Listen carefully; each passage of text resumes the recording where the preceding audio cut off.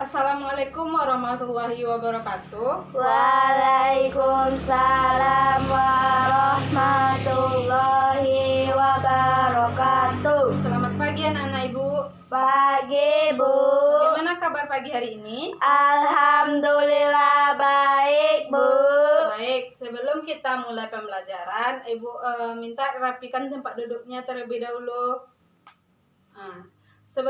Selanjutnya kita baca basmalah. Bismillahirrahmanirrahim. Siapa yang tidak hadir hari ini? Hadir semua, Bu. Baik. Minggu kemarin kita belajar tentang Tokoh-tokoh yang mempengaruhi masuknya Islam di Indonesia. Baik, tadi saudara Celsa nanti ibu tandakan dulu namanya, ibu kasih A+ ya. Jadi minggu kemarin kita belajar tentang tokoh-tokoh yang berpengaruh dalam masuknya Islam ke Indonesia. Hari ini kita akan belajar tentang sejarah masuknya Islam ke Indonesia. Kelihatan sampai ke belakang? Lihat, Bu. Jadi kita hari ini akan belajar sejarah masuknya Islam ke Indonesia. Ibu akan menjelaskan sedikit. Nanti jika ada yang tidak paham silahkan ditanyakan. Nanti kita akan coba diskusikan pertanyaan dari teman-teman dan kita akan menjawab secara bersama-sama. Baik, ibu akan menjelaskannya sedikit. Jadi sebelum kedatangan Islam, bangsa Indonesia sudah menganut berbagai macam kepercayaan seperti animisme, yaitu kepercayaan kepada roh-roh yang berada atau mendiami benda-benda seperti pohon, kayu, batu, sungai, dan gunung. Dan kepercayaan dinanisme, yaitu kepercayaan bahwa segala sesuatu mempunyai tenaga atau kekuatan yang dapat mempengaruhi keberhasilan dan kegagalan usaha manusia dalam mempertahankan hidup dan lain-lain. Kepercayaan ini sangat kuat mengakar di hati masyarakat Indonesia saat itu. Selanjutnya penyiaran agama Islam berkembang ke pulau-pulau lain di Nusantara. Ketika kekuatan Islam semakin melembaga, berdirilah kerajaan-kerajaan Islam. Sementara itu, berkat dukungan kerajaan-kerajaan serta upaya gigih dari para ulama, akhirnya Islam sampai ke tanah Jawa. Proses masuknya Islam sampai saat ini masih diperdebatkan, tetapi ada 3 yang memfokuskan pembicaraan mengenai kedatangan Islam ke Indonesia sejauh ini, berkisaran pada 3 tema. Yang pertama yaitu seputaran tempat atau asal kedatangannya, yang kedua para pembawanya, dan yang ketiga waktu kedatangannya. Jadi di sini kita akan membahas lanjut, Kak. Ada jalur masuknya Islam ke Indonesia, yaitu ada 4 jalur. Yang pertama yaitu teori Gujarat, yang kedua teori Arab, yang ketiga teori Persia, dan yang keempat teori Cina. Sebelum ibu lanjutkan, ada yang ingin ditanyakan anak-anak? Teori Gujarat itu apa, Ibu? Kan ibu belum menjelaskan tentang yang sebelum ibu jelaskan tadi ada. Insya Allah paham, Bu. Baik, ibu akan menjelaskan tentang teori Gujarat terlebih dahulu ya. Jadi teori Gujarat dipopulerkan oleh seseorang orientasi atau orientalis Belanda yang meliputi tentang Islam di Indonesia yang bernama apa namanya? Ibu agak susah membaca bahasa Inggris ini. Ada yang bisa membacanya? Yang bernama Hurgronje.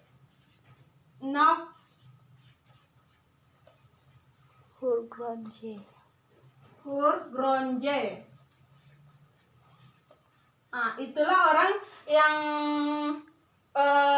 dalam teori Gujarat ini yang berpengaruh, yaitu orang Belanda yang bernama Hurgronje. Ia menyatakan bahwa agama Islam baru masuk ke Nusantara pada abad ke-13 Masehi yang dibawa oleh para pedagang dari Gambiar, Gujarat, India. Memang sebagian besar sejarah asal Belanda memang teori bahwa Islam di Indonesia berasal dari benua India. Jadi tidak ada jauh perbedaannya, memang betul dengan yang ada di buku-buku yang sudah anak-anak baca. Jadi Islam di Indonesia dengan daerah Gujarat dan Malabar, menurutnya orang-orang Arab bermazhab Syafi'i yang bermigrasi dan menetap di wilayah India yang membawa Islam ke Nusantara. Kemudian Snok Horgoronje mengembangkan teori ini. Dia berpendapat bahwa ketika Islam tiba di beberapa kota pelabuhan anak benua India, banyak di antara penduduknya yang beragama Islam dan tinggal di sana sebagai pedagang perantara dalam perdagangan Timur Tengah dan dengan Nusantara. Lalu mereka datang ke dunia Melayu atau masih di Indonesia. Sebagian para penyebar Islam pertama setelah disusul oleh orang-orang Arab, dia mengatakan bahwa abad ke-12 sebagai periode paling mungkin dari permulaan terjadinya masuknya Islam ke Indonesia. Selanjutnya sejarah Nusantara klasik. Dalam penjelasan lebih lanjut, Pitchnapel menyampaikan lokasi terbaik yaitu bahwa meskipun Islam Nusantara dianggap sebagai hasil kegiatan orang-orang Arab, tetapi hal ini tidak berlangsung datang dari Arab, melainkan dari India, terutama dari pesisir barat, dari Gujarat dan Malabar. Jika logika ini dibalik, maka dapat menyatakan bahwa meskipun Islam di Nusantara berasal dari India, sesungguhnya ia dibawa oleh orang-orang Arab juga. Sampai di sini ada yang ingin ditanyakan? Enggak, Bu. Selanjutnya kalau tidak ada yang ingin ditanyakan, kita lanjut kepada teori Arab. Jadi teori Arab dalam sejarah masuknya Islam ke Indonesia mengatakan bahwa Islam datang ke Indonesia secara langsung dari Arab, tidak melalui perantara bangsa lain. Beberapa bukti kalau sejarah kemungkinan untuk mempengaruhi teori ini mengatakan bahwa Islam masuk ke Indonesia langsung dari Mekah atau Arab sebagai pusat agama Islam sejak abad ke-7. Salah satu sejarawan yang mendukung teori ini ialah Profesor Hamka. Dia menyatakan bahwa Islam sudah datang ke Indonesia pada abad pertama Hijriah, yaitu abad ke-7 atau 8 Masehi. Langsung dari Arab dengan bukti jalur perdagangan yang ramai dan bersifat internasional. Sudah dimulai melalui Selat Malaka yang menggabungkan dinasti Tang dan Cina di Asia Timur, Sriwijaya di Asia Tenggara, dan Bani Umayyah di Asia Barat. Menurutnya, motivasi awal kedatangan orang Arab tidak dilandasi oleh nilai-nilai ekonomi, melainkan emang untuk persebaran agama Islam. Jadi selain Hamka, Thomas W. Arnold juga berpandangan bahwa para pedagang Arab telah menyebarkan Islam ketika mereka menjadi pemain dominan dalam perdagangan. Barat Timur sejak abad awal Hijriah atau abad ke-7. Selain kedua tokoh tersebut, beberapa tokoh sejarawan lain juga mendukung teori ini, antara lain yaitu Uka Tansrasmita atau Ahashmi atau Ashyunamarni dan lain-lain. Selain informasi tersebut, mereka juga ditemukan adaptasi lain yang dilakukan oleh bangsa Indonesia adalah atas pengaruh bangsa Arab. Di samping alasan di atas, maka makam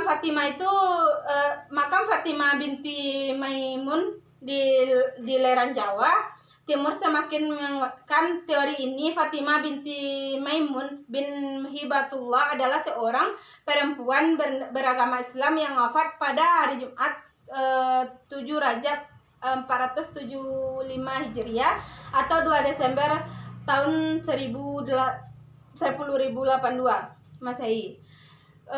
Jadi inspirasi nisan terdiri dari 7 baris dan berikut ini adalah hasil bacaan Jean-Pierre Moquin yang diterjemahkan oleh Muhammad Yamin terhadap tulisan pada batu nisan tersebut. Yang pertama yaitu atas nama Tuhan Allah yang Maha Penyayang dan Maha Pengaruh. Yang kedua, tiap-tiap makhluk yang hidup di atas bumi itu bersifat fana. Yang ketiga, tetapi wajah Tuhanmu yang bersemarak dan bergemilang, ia tetap kekal adanya. Yang keempat, inilah kuburan wanita yang menjadi syahid bernama Fatimah binti Maimun.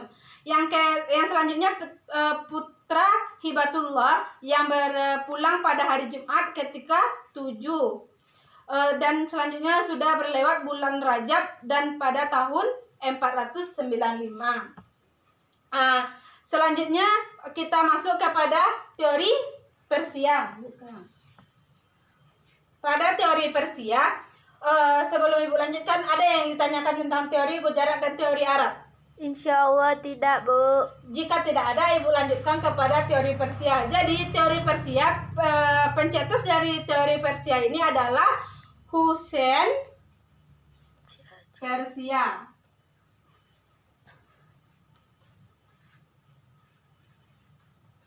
Hussein, siapa yang tahu? Siapa pencetusnya?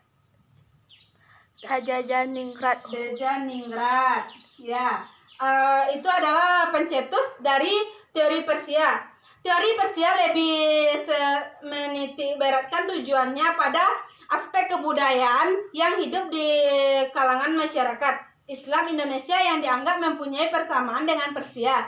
Di antaranya, yang pertama yaitu adanya peringatan 10 Muharram atau Asyura atas meninggalnya Hasan dan Husain, cucu Nabi Muhammad SAW yang sangat dijunjung oleh kaum muslim. Yang kedua yaitu adanya kesamaan konsep ajaran Sufisme yang dianut oleh Syekh Siti Jenar dengan Al-Hallaj. Yang ketiga yaitu menggunakan istilah bahasa Iran atau Persia dalam sistem mengeja huruf Arab untuk tanda-tanda bunyi harakat. Yang keempat, ditemukannya makam Maulana Malik Ibrahim tahun 1419 di Gresik. Selanjutnya adanya perkampungan Lere atau Leran Giri, daerah Gersik. Leran adalah nama salah satu pendukung teori ini. Jadi di Jenengrat dikenal sebagai orang Indonesia pertama yang mempertahankan disertasi di Universitas Leiden, Belanda pada tahun 1913. Disertasinya tersebut berjudul Kritis Beschouwing van de Sejarah Blend, pandangan kritis mengenai sejarah Banten. Jadi itulah tadi tentang teori Persia. Jadi teori Persia itu dicetuskan oleh Hussein Denizingrat. Selanjutnya kita masuk pada teori Cina. Menurut teori Cina, proses kedatangan Islam ke Indonesia itu khususnya di Jawa berasal dari para perantau Cina. Menurut teori ini, orang Cina telah berhubungan dengan masyarakat Indonesia sejak jauh sebelum Islam itu dikenal di Indonesia. Pada masa Hindu-Buddha, etnis Cina atau Tiongkok telah berbaur dengan penduduk Indonesia, terutama melalui kontak dagang. Bahkan ajaran Islam telah sampai pada abad ke-7 Masehi, masa di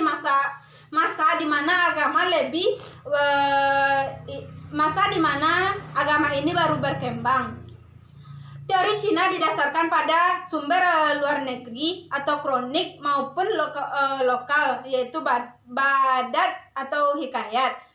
Bahkan menurut sejumlah sumber lokal tersebut menulis bahwa raja Islam pertama di Jawa yakni Raden Fata dan Bintoro Demak merupakan keturunan Cina. Ibunya disebutkan berasal dari Champa, Cina sebagian selatan, sekarang termasuk ke dalam daerah Vietnam. Berdasarkan sejarah Banten di Hikayat Asabuddin, nama dan gelar raja-raja Demak beserta leluhurnya ditulis dengan menggunakan istilah Cina seperti Cek, Kepo, Jinbun atau Cek Bancun. Sedangkan di Pulau Jawa itu pelabuhan penting sepanjang abad ke-15 seperti Gresik. Misalnya menurut catatan Cina diduduki pertama oleh pelaut dan pelaut dan pedagang Cina. Ya, daerah yang mula-mulanya agama Islam adalah pantai barat Pulau Sumatera. Dari tempat itu Islam kemudian menyebar ke seluruh Indonesia berupa beberapa tempat. Penyebarannya adalah, siapa yang tadi malam membaca apa saja tempat-tempat penyebaran tersebut? Ya Celsa. Pesisir Sumatera bagian utara di Aceh, Ya. Pariaman di Sumatera Barat, Terus? Gresik dan Tuban di Jawa Timur, Terus? Demak di Jawa Tengah, Banten di Jawa Barat, Terus masih ada? Palembang di Sumatera Selatan, Banjar di Kalimantan Selatan, Makassar di Sulawesi Selatan, Ternate, Tidore, Bacan dan Jailolo di Maluku. Betul, itu adalah tempat-tempat penyebaran yang ada di teori Cina ini. Setelah kita membahas jalur masuknya Islam melalui beberapa teori tadi, ada yang ingin ditanyakan? Insya Allah tidak, Bu. Baik, sekarang kita akan membahas tentang strategi dakwah berkembang Islam di Indonesia. Dari penjelasan di atas sangat jelas bahwa Islam datang ke Indonesia secara berangsur-angsur, tidak secara langsung Islam itu sampai di Indonesia dan orang Indonesia menerimanya, tidak seperti itu. Jadi Islam itu datang ke Indonesia secara berangsur-angsur dan tidak sekaligus. Pada uraian saat ini, Ibu akan menjelaskan mengenai strategi dakwah dan perkembangan Islam di Indonesia. Yang pasti Islam masuk ke Indonesia bukan dengan perperangan atau penjajahan. Islam itu masuk ke Indonesia yang pertama yaitu melalui perdagangan, yang kedua perkawinan, dan yang ketiga pendidikan, yang keempat tasawuf, dan kesenian dan kebudayaan. Baik, kita akan menjelaskan yang pertama yaitu tentang strategi dakwah perkembangan Islam di Indonesia melalui perdagangan. Berdasarkan data dari sejarah, perdagangan merupakan media dakwah yang paling banyak dilakukan oleh para penyebar Islam di Indonesia. Hal ini dapat kita lihat dari adanya kesibukan lalu lintas perdagangan pada abad ke-7 Masehi hingga abad ke-16 Masehi.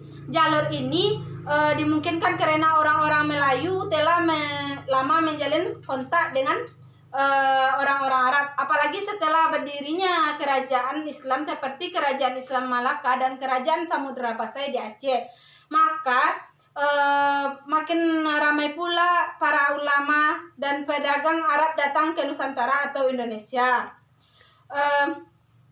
Jadi fakta sejarah ini dapat diketahui berdasarkan data dan informasi yang dicatat oleh Tom Pires bahwa seorang musafir asal Portugis menceritakan tentang penyebaran Islam antara tahun 1512 sampai dengan tahun 1515 Masehi yang meliputi Sumatera, Kalimantan, Jawa hingga Kepulauan Maluku. Ia juga menyatakan bahwa pedagang muslim banyak yang bermukim di pesisir Pulau Jawa yang ketika itu masih menganut Hindu dan Buddha maupun animisme dan dinanisme. Di beberapa tempat para bupati yang ditugaskan di daerah pesisir oleh Kerajaan Majapahit banyak yang kemudian memeluk Islam. Para bupati tersebut memeluk Islam bukan hanya karena faktor politik yang sedang tidak stabil di pusat kekuasaan Majapahit, namun juga karena faktor hubungan ekonomi yang baik dengan para pedagang Muslim. Hubungan dagang yang baik akhirnya memberikan kekuatan secara ekonomi bagi para saudagar Muslim dan menghukumkan keberadaan mereka sebagai mitra para bupati dan penduduk setempat. Selanjutnya kita akan membahas tentang strategi dakwah melalui perkawinan. Jadi proses penyebaran Islam di Indonesia juga banyak dilakukan melalui pernikahan atau perkawinan antara pedagang Muslim dengan wanita Indonesia. Jalur perdagangan internasional yang dikuasai oleh para pedagang Muslim menjadikan para pedagang Islam memiliki kelebihan secara ekonomi. Para pedagang Muslim yang tertarik dengan wanita-wanita Indonesia yang ingin menikahi masyarakat agar para wanita tersebut harus memeluk agama Islam sebagai persyaratan dalam sebuah pernikahan. Karena dalam Islam tidak memperbolehkan pernikahan dengan orang yang berbeda agama, dan para penduduk lokal pun tidak keberatan dengan persyaratan tersebut. Melalui pernikahan ini tidak hanya pendidikan menjadikan penganut agama Islam semakin banyak, namun juga semakin mengkukuh generasi-generasi Islam se-Indonesia. Jadi itulah tadi strategi dakwah perkembangan Islam melalui perkawinan. Sebelum Ibu lanjutkan, ada yang ingin ditanyakan? Enggak, Bu. Baik, selanjutnya kita akan menjelaskan melalui pendidikan. Proses masuknya Islam juga dilakukan melalui jalur pendidikan. Para ulama banyak yang mendirikan lembaga pendidikan Islam. Di lembaga pendidikan inilah para ulama semakin menguatkan posisi agama Islam dengan pengajaran-pengajaran keislaman. Salah satu lembaga pendidikan Islam yang menjadi ciri awal penyebaran Islam adalah pesantren.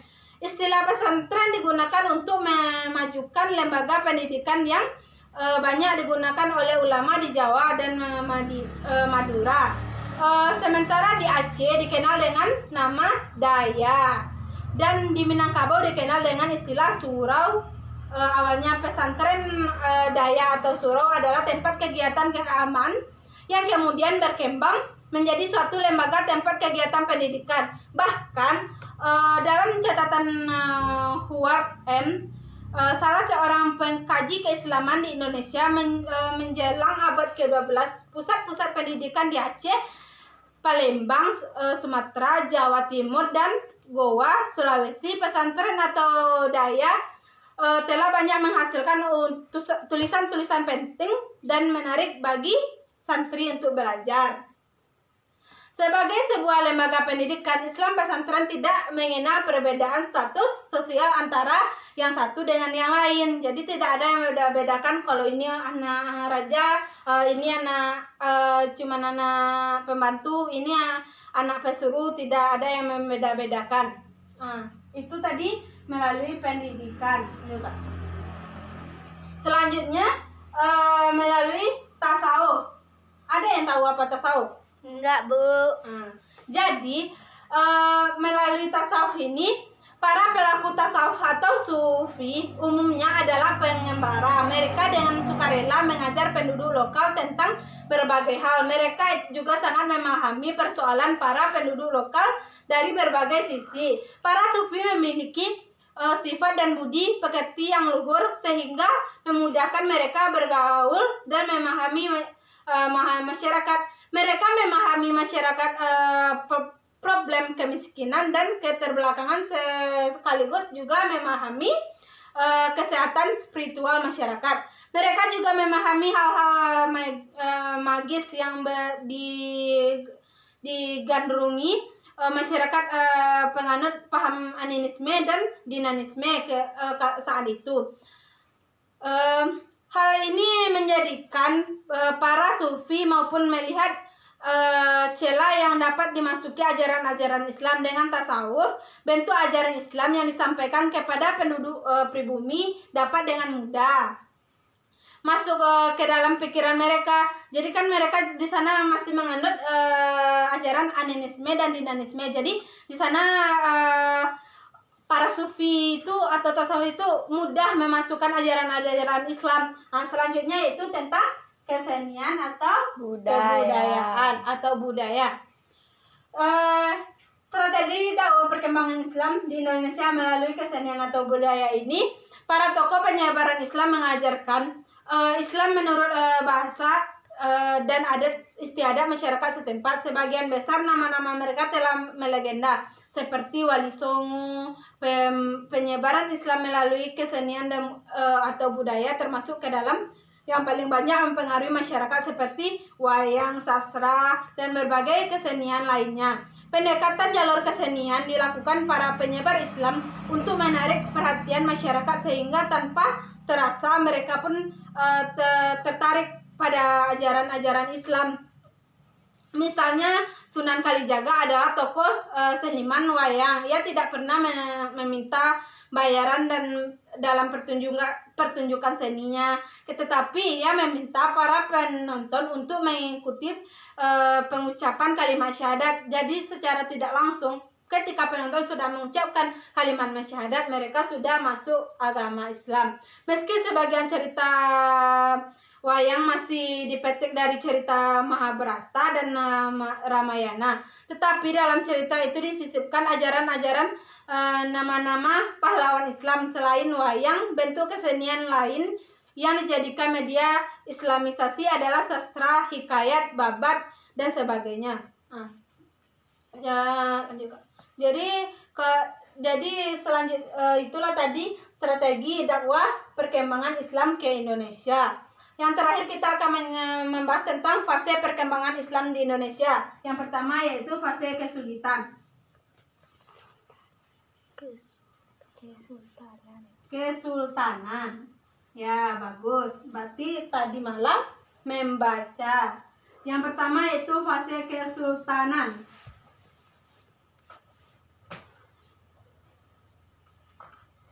Pada fase kesultanan ini di wilayah yang sedikit sekali tersentuh kebudayaan Hindu-Buddha seperti di daerah-daerah Aceh dan Minangkabau di Sumatera, di Banten dan di Jawa. Ajaran Islam berhasil mempengaruhi kehidupan sosial dan politik para penganutnya sehingga di daerah-daerah tersebut agama Islam dapat menampilkan dirinya dalam berbagai bentuk.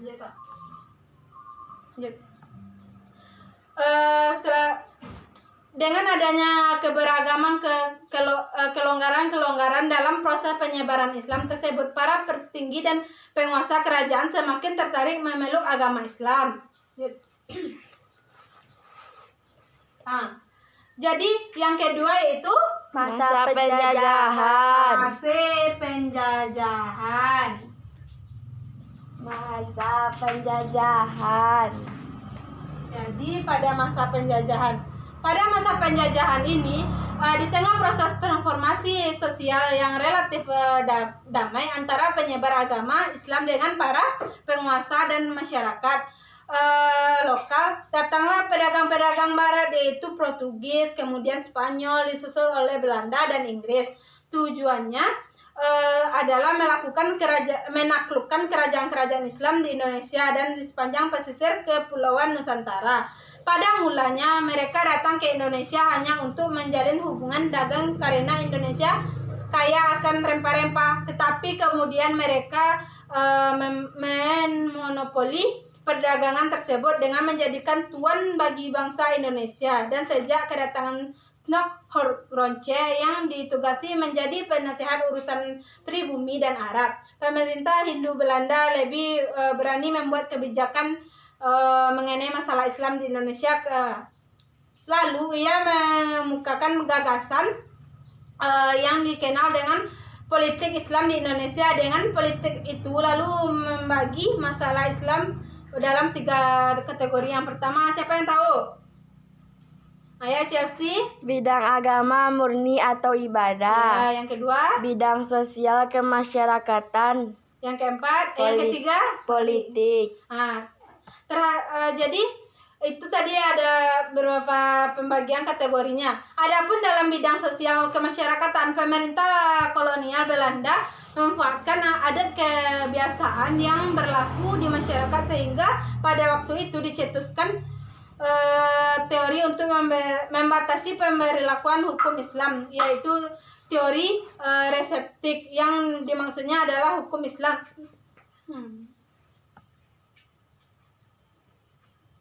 Sedangkan dalam bidang politik, pemerintah melarang keras orang Islam membahas tentang ke hukum Islam, baik dari Al-Quran maupun As-Sunnah yang menerangkan tentang politik, kenegaraan atau ketetanggaan. Jadi itulah tadi masa penjajahan. Selanjutnya pada pergerakan dan organisasi Islam. Pada pergerakan dan organisasi Islam.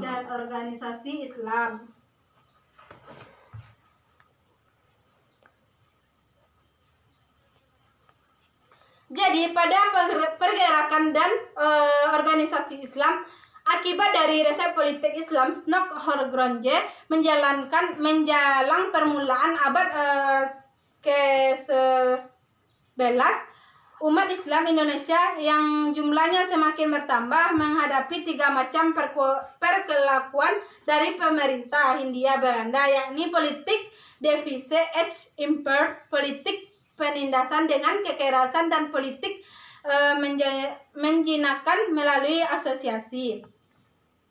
Namun ajaran Islam pada hakikatnya terlalu dinamis untuk dapat dijinakkan begitu saja. Dengan pengalaman tersebut, orang Islam bangkit menggunakan taktik baru, bahkan dengan perlawanan fisik, tetapi dengan membangun organisasi. Oleh karena itu, masa berakhir kekuasaan Belanda di Indonesia ditandai dengan tumbuhnya kesadaran politik. Akibat dari situasi ini timbul perkumpulan politik baru dan pemikiran politik yang didasari oleh kesadaran diri sendiri. Jadi persaingan antara organisme dan partai-partai politik itu mengakibatkan putusnya hubungan antara pemimpin Islam, yaitu santri, dan para pengikut tradisi Jawa. Itulah pergerakan dan organisasi Islam.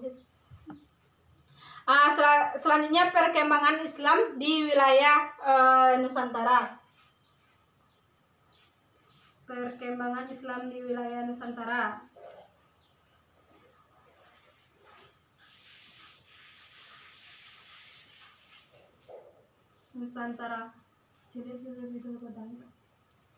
Yang pertama, perkembangan Islam di Sumatera. Yang kedua,